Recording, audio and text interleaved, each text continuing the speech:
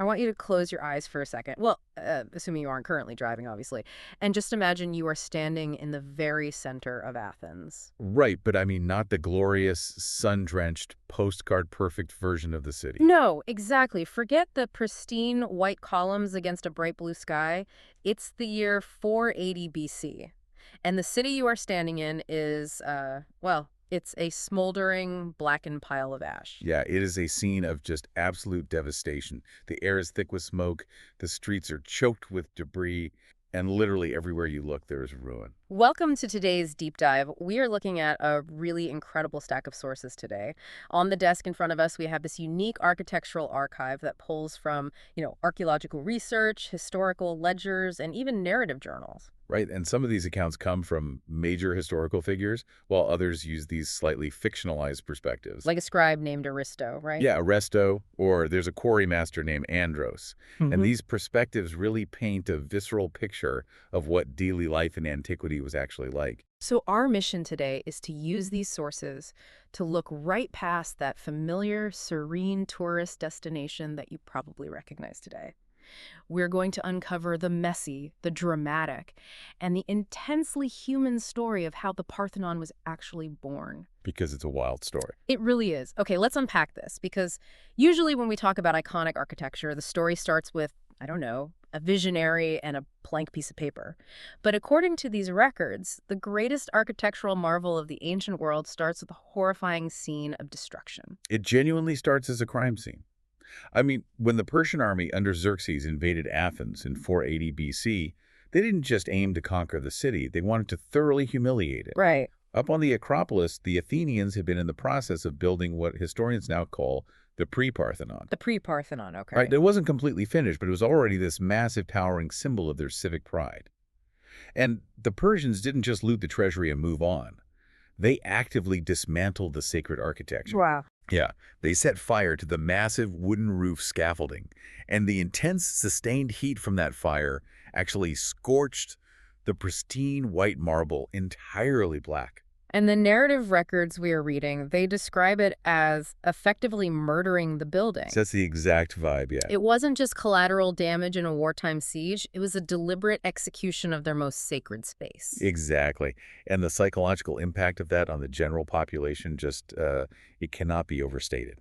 Yeah, I can imagine. When the Persians eventually retreated and the Athenians returned to their city, the very first thing they saw was this blackened, shattered skeleton casting a shadow from the highest hill in the city. The archives actually referred to the ruin as the scream of the Acropolis. The scream of the Acropolis, which, okay, that brings us to the part of the research that completely baffled me. The reaction. Yes, because you would think the immediate instinctual response from any city planner would be to, clear the rubble and rebuild as fast as possible to project strength. But they didn't do that at all. No, they went in the exact opposite direction. Right. The Athenians made something called the Oath of Plataea. They essentially took a collective vow to leave the ruins entirely untouched. Untouched. Untouched. But they went even further than just leaving them alone. They took those massive, scorched, violently jagged marble columns, the drums of the columns, and they embedded them directly into the northern fortress walls of the Acropolis. That is just... They built their own trauma into the very fortifications of the city. Okay, I have to push back on the logic here, though. Okay, go for it. I mean, I can understand being angry, but imagine your house burns down because of an arsonist. Right. If you refuse to clear the lot and just leave the charred, blackened timbers right on your front lawn for 30 years to prove a point... Your neighbors are going to call the city. Exactly. How did leaving a massive, hazardous eyesore in the middle of a recovering city not cause an immediate revolt among the Athenians who were, just trying to rebuild their lives? That is the core paradox of the era. You have to understand the specific psychological utility of that ruin. It wasn't just an eyesore to them. It was a daily, visceral reminder of the barbarian threat. Okay. For 30 years, an entire generation grew up having to look up at those blackened stones every single time they walked to the market. Wow. It kept them vigilant. It kept the collective memory of the Persian atrocity fresh, which actually unified the populace during a very vulnerable time of rebuilding. So they were artificially keeping the wound open, in a way. Basically, yes. But eventually you can only stare at a wound for so long. I mean, if the entire society is hyper-focused on this trauma, How do they ever pivot to building something beautiful? Well, they pivoted because a psychological deficit eventually creates an opposing hunger. Human will doesn't just rest on its wounds indefinitely. Sure. 30 years of looking at that black and chaotic ruin created a deep collective void in Athens. They were surrounded by the physical evidence of chaos. And chaos is terrifying. Exactly. And out of that severe deprivation birthed this overwhelming craving for what the Greeks called logos. Logos. Right. Reason, mathematical order, and perfect harmony. Okay, let me see if I can translate that. Staring at chaos for 3 decades made them realize how fragile physical things are. Yes. Wood burns, normal marble shatters. So they didn't just want a new building, they wanted like an anti-fragile system. Well, that's a good way to put it. Right, like they wanted to build a concept in stone so mathematically perfect that no earthly fire could ever truly destroy it again. That is a great way to frame it. The 30 years of silence weren't just about anger. They were an incubation period for an architectural revolution. They were finally ready to build eternity. But readiness and reality are 2 totally different things. Very true. A philosophical desire for perfection is free, but mobilizing the labor and material to build it is incredibly expensive. Astoundingly expensive.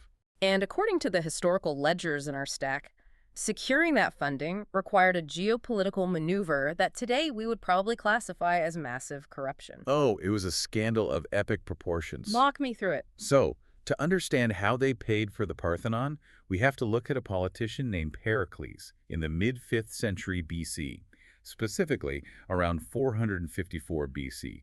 At this time, there was an alliance of Greek city-states called the Delian League. Right, and I want to pause and make sure we have the mechanics of this clear for the listener. The Delian League was essentially a mutual defense pact against the Persians, right? Correct. All these different independent states paid into a shared international treasury, which was originally kept on the neutral island of Delos. Exactly. It functioned a bit like an ancient NATO. Okay, ancient NATO. But here's the critical mechanical shift. Initially, states contributed ships or money. But over time, it became easier for smaller states to just send money, while Athens, with its massive shipyards, built the actual navy. Ah, I see where this is going. Yeah. So quietly, Athens became the sole military superpower of the League. And Pericles realized that whoever controls the navy controls the rules. Right. So under the guise of protecting the money from potential Persian raids, he used Athenian naval supremacy to physically relocate the entire allied treasury from the neutral island of Delos straight into Athens. Okay, that makes sense logistically. I mean, he Yeah. had the boats, no one could physically stop him. Exactly. But moving the money is one thing, spending it is another. He didn't just hold the funds in escrow. He started draining this mutual defense budget money meant for warships and allied soldiers to build a massive temple on his own city's hill. Yep. How did that not start an immediate civil war? Well, it nearly did, at least politically. The sources detail fierce debates in the Athenian assembly. There was a prominent politician named Thucydides. Wait, like the historian? No, not the famous historian, but a political rival of the same name. And he led the opposition. Thucydides argued that Pericles was treating allied defense funds like a personal slush fund. Which he kind of was. He was. And Thucydides stood before the assembly and literally called the project the prostitution of Athens. Wow, prostitution of Athens. Yeah, he accused Pericles of decking the city out like a vain woman draped in stolen gold. Let's put this into a modern context so you, the listener, can really feel the weight of this gamble. Imagine a city mayor today somehow gaining unilateral access to a massive international military defense budget. Right.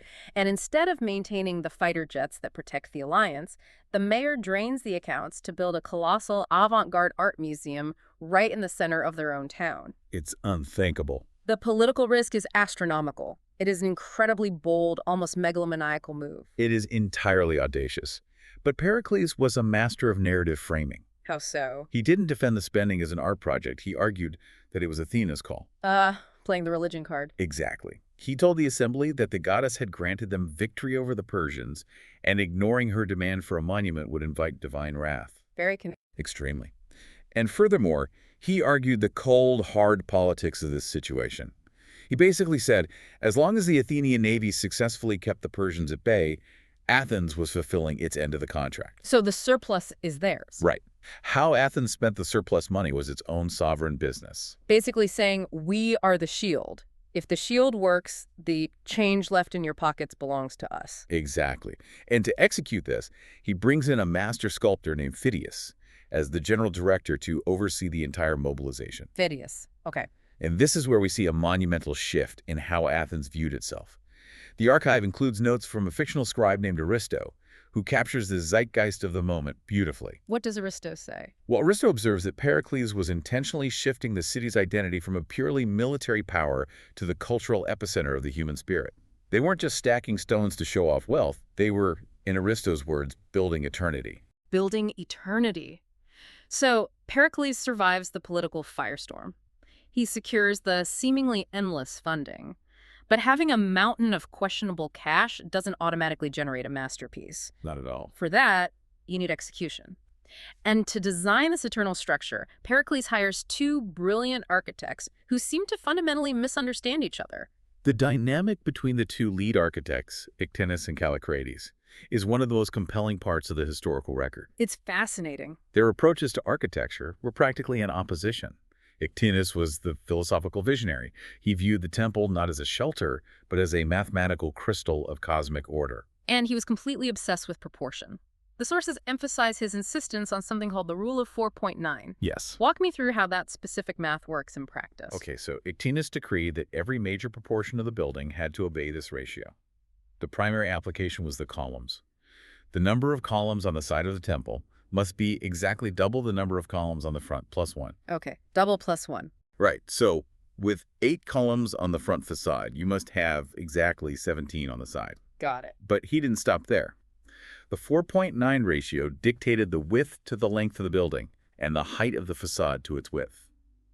He genuinely believed that embedding this specific mathematical ratio into the stone would cause the building to resonate with the harmonic frequencies of the universe. Which is a beautiful thought until you have to actually build it. Yes, exactly. Especially because he also demanded that the columns lean slightly inward, right? He did. Because he calculated that if you stand a massive column perfectly straight, the human eye processes an optical illusion that makes it look like it's bowing outward at the top. Right, the optical correction. So he insists they curve the solid stone to correct the flaw in the human eye.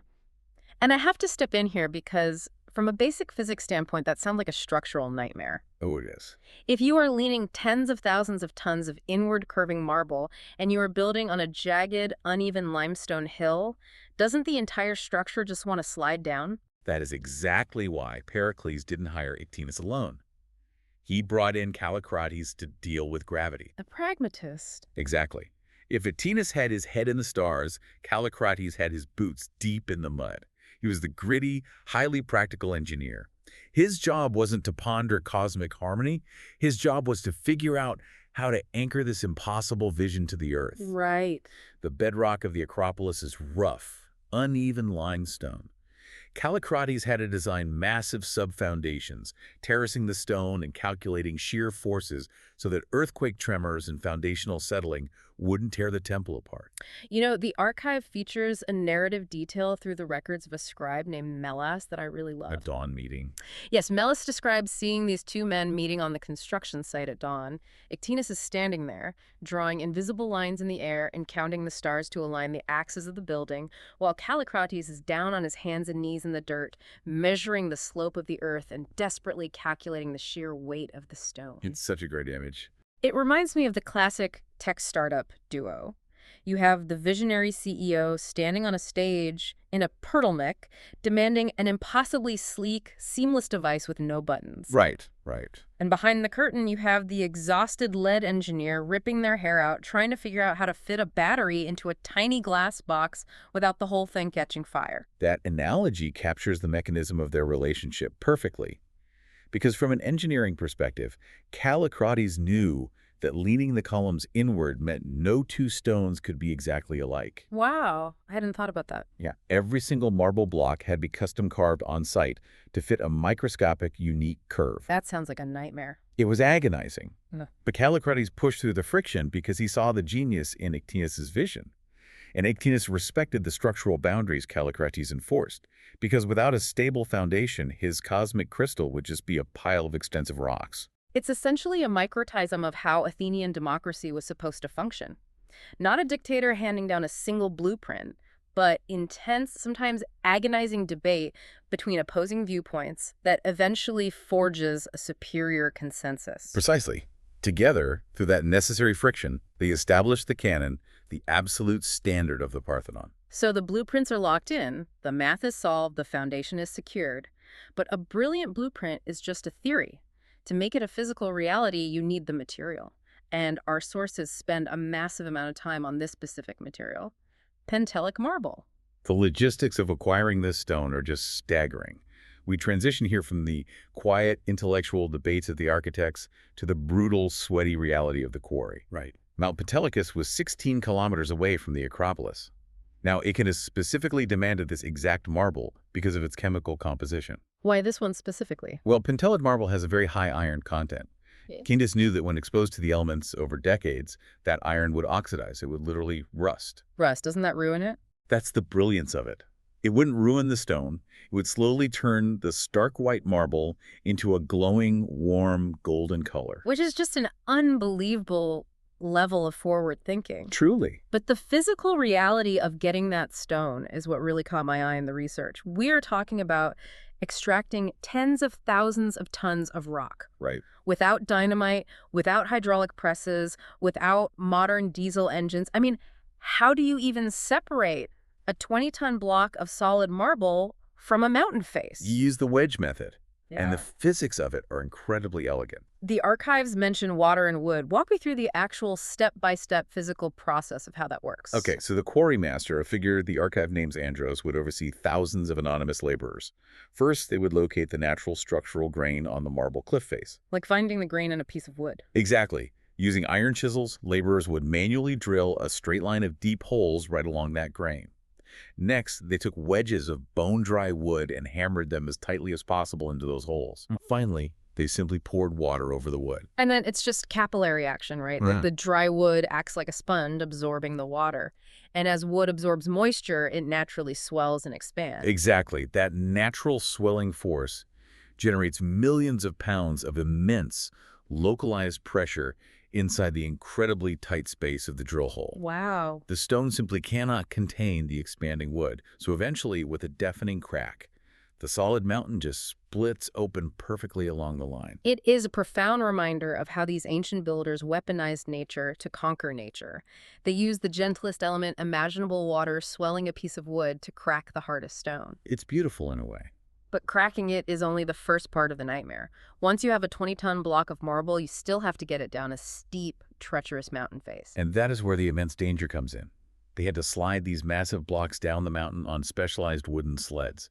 They used an elaborate, tension-heavy system of ropes and pulleys wrapped around wooden posts to keep the blocks from gaining momentum and crushing the crews below. The friction involved in that must have been unbelievable. The sheer weight of 20 tons of stone grinding against the wood and the earth as it was lowered.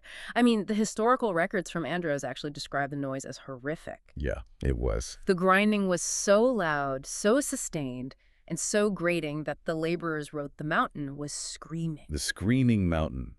It's a deeply evocative image that highlights a stark historical contrast. How so? On one hand, you have Iktinos in the city, contemplating the serene intellectual geometry of the divine ratio floating in the ether. Right? And on the other hand, out in the dirt, you have the screening mountains, the crushed hands, the extreme danger, and the sweat of thousands of unnamed workers dragging those stones 16 kilometers on ox carts. The ideal concept colliding with physical suffering. The perfection of the mathematical design could only be birthed into physical reality through the immense sacrifice of those laborers. The Parthenon isn't just a triumph of philosophy, it is a monument to sheer human endurance. It really reframes the entire structure for me. When we track the whole journey today, it's a story of defying the odds at every single step.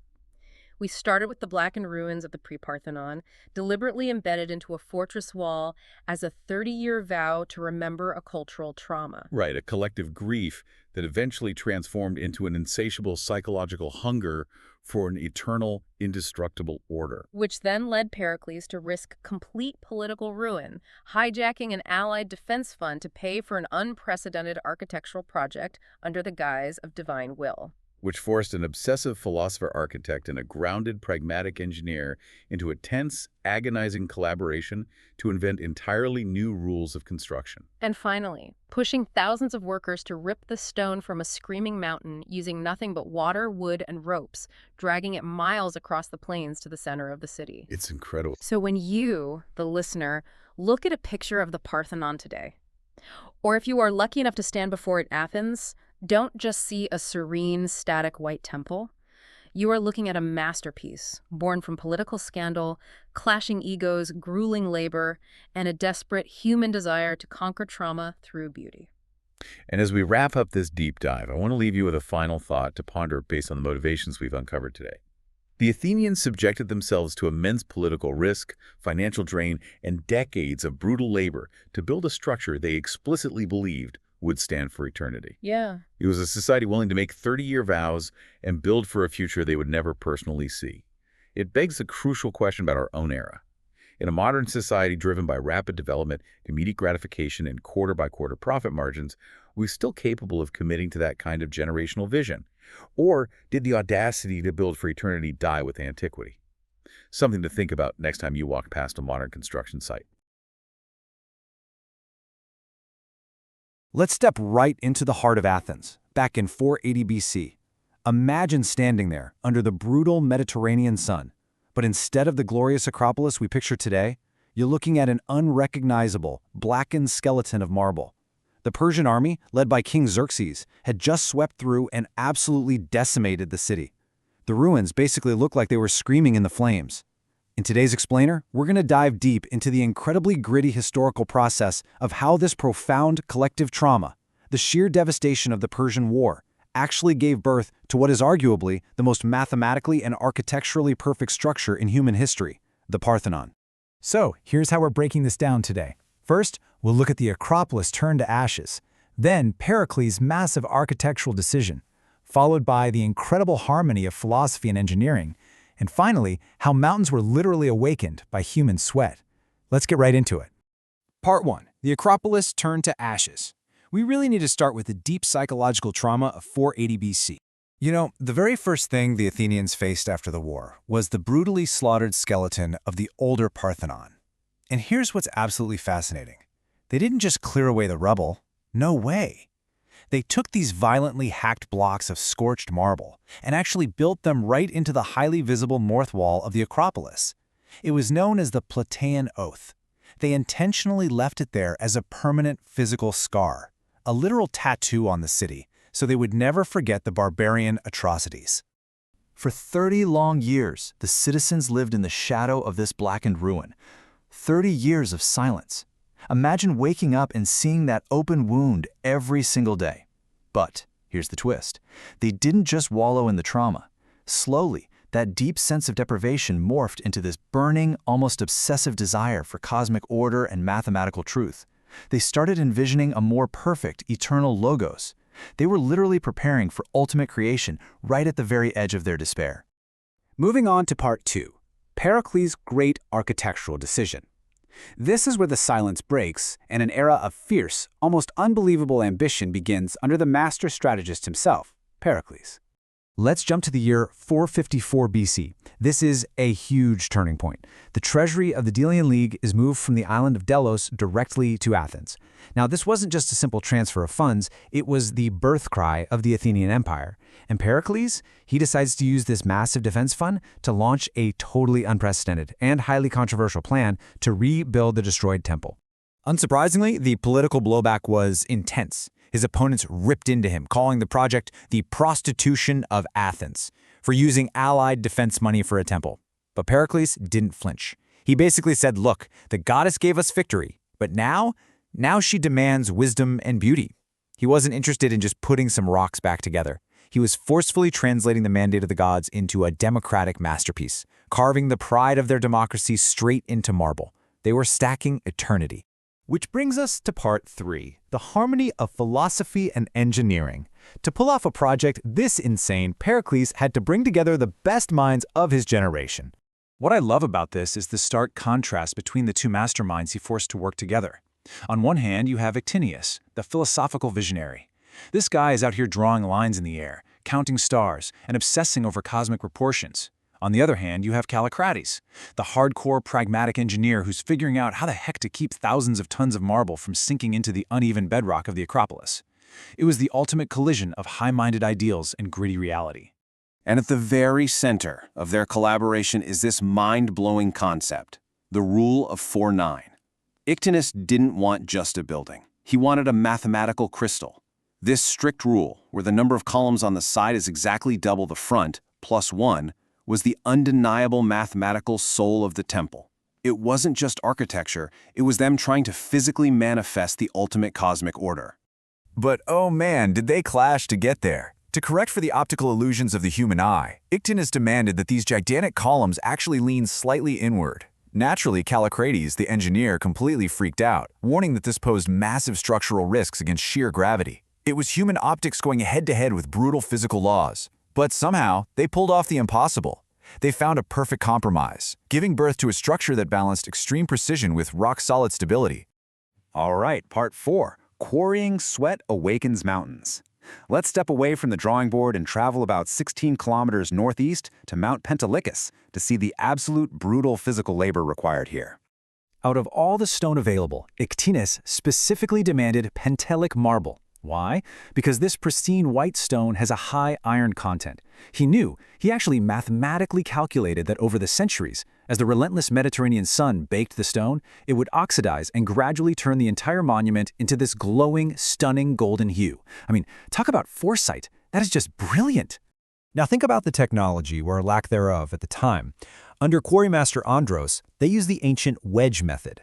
No dynamite, no power tools. They drilled holes strictly along the marble's natural grain, hammered in bone-dry wooden wedges, and just poured water over them. That's it. The slow, relentless expansion of the wet wood generated enough immense, explosive pressure to literally crack solid mountains wide open.